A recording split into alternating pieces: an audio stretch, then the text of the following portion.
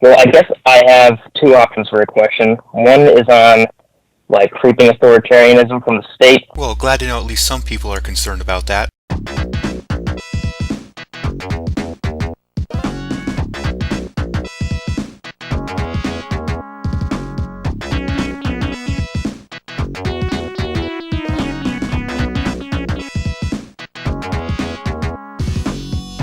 And the other is on kind of like right-wing views of people, both in response to the virus. I don't know if one is a topic you'd rather discuss. Let's do the second one. He picks the question more in line with his views. Anyone else shocked? Because I did a lot this week on authoritarianism already. David, when aren't you talking about authoritarianism? Cool. So in terms of the right-wing views, I guess I got a couple examples. So my dad is a bit of an elitist intellectual type. And let me guess, you're trying to imply that he holds the views that he does for that reason. More specifically, you're trying to lead us to draw that conclusion. And his view of the virus is that, like, oh, it's an IQ test, right? Because the people who are too dumb to listen to the authorities that he trusts. And you're trying to make the claim this makes him right-wing? I mean, how many times have we heard the left use argumentum ad Fauci? Are going to go get the virus, right? Something like that. I also believe this whole virus thing is an IQ test, but for a different reason. Once all this hysteria clears over, people are going to realize that it's mostly just that, hysteria. And at that point we'll see who was buying into the hysteria and who had the critical reasoning skills to see it for what it is. And then I have, like our more, and my dad's not like right-wing in the traditional sense. He would consider himself a Democrat, Warren type, Bernie type, whatever.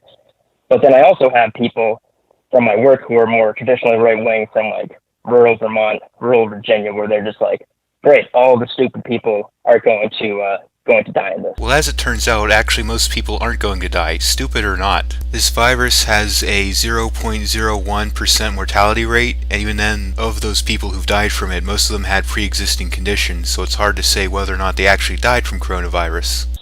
And I guess the essence of the topic I want to kind of cover with you is the nature of a person to think in the response to this crisis that all of my beliefs are correct, and that is why it's going to work out for me, whereas all the bad people who I don't like will be punished. They're not taking those beliefs on faith, though. They're looking at the data and evidence, the mortality rates, whether or not the people who die from coronavirus have pre-existing conditions. People are looking at this data and drawing their conclusions. It's not a stab in the dark. And it kind of links to the thing I was talking about with authoritarianism, because I see this as a very easy tool to divide people. I mean, you're literally isolating people into their homes. You can't interact with other people.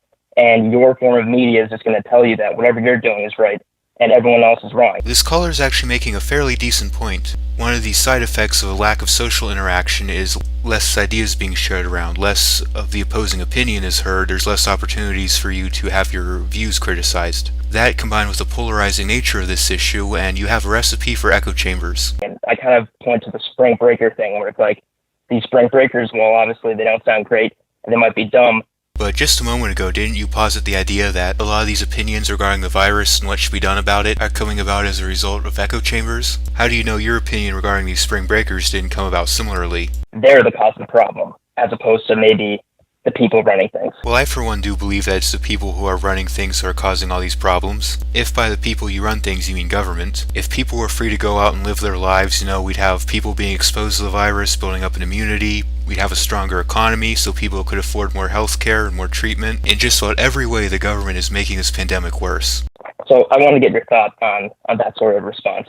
So a couple different things. I mean, one, so the first thing about it's the dumb people who will get the virus and die. It's a sort of Darwinian natural selection thing. The problem is it doesn't work with something that's contagious. And I've said this several times by now on this channel, but a disease being contagious is not the same thing as being deadly. A disease can spread rapidly without having any lethal symptoms. In fact, like I've said before, it is usually the slower spreading diseases that are more deadly, as people have less of a chance to build up an immunity to them. That's I would feel differently to say, hey, you know what?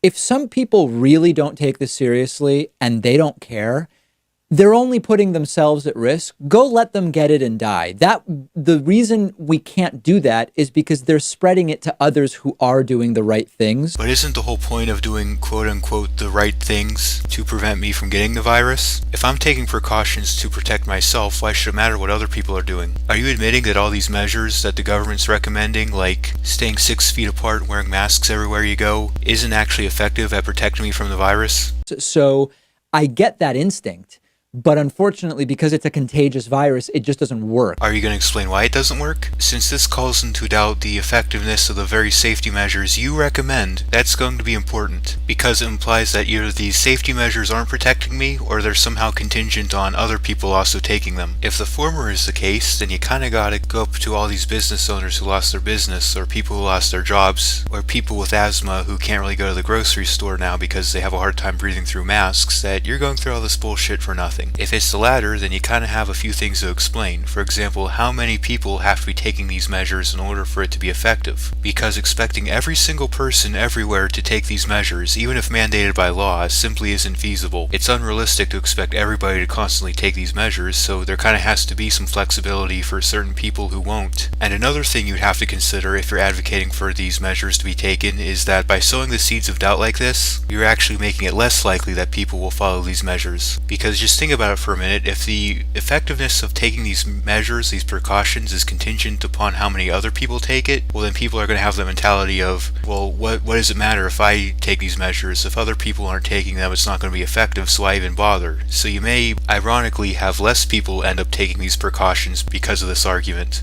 And I would feel differently if it did. It's not that I would root for anyone to die, but I would, to some degree, say, the government can't force people to stay alive. But isn't that essentially what you advocate, though, when you argue for gun control and social safety nets? You posit stuff like healthcare and housing as a human right, specifically because people would die without these things. If they're only endangering themselves and no one else, then let them go have at it. That's not the case because they're getting other people sick. I feel you could make a similar argument for government, though, because the people who understand why these precautions aren't really that effective or actually harmful are still forced to go along with them. For example, there's little to no evidence that suggests that wearing masks everywhere actually helps protect people from the virus. In fact, there's actually evidence to suggest that constantly breathing through a mask all the time can actually lead to respiratory issues. And this problem becomes compounded if you already have pre-existing respiratory issues. So if you have asthma, bronchitis, mesothelioma, anything like that, consider your right to groceries revoked. Or if you understand that coronavirus is statistically less likely to kill you than the flu, you may decide that, well, shit, I'll reopen my business. Or perhaps you're a business that was deemed non-essential by the government, but you sell things that can help people deal with the virus. Well, in that case, it doesn't matter what you believe because you don't have a choice. Government says close your business and you have to close it. I feel that the logic that David Pakman is using here is also applicable to the government.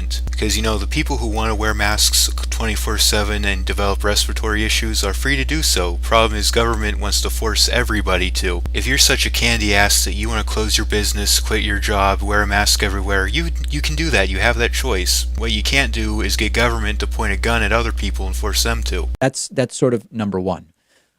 Number two, for me, one of the things that scares me is when I see people completely sure that they know exactly what's going on with the virus, either that they fully understand how it should be treated or they fully understand how it spreads. Yeah, but isn't that exactly what you were doing just a moment ago? I think this is probably the first time I've ever seen someone call out other people for something they did in the very same video. What I've found, and I read so much about this every day, I'm looking at clinical trials, all of this different stuff.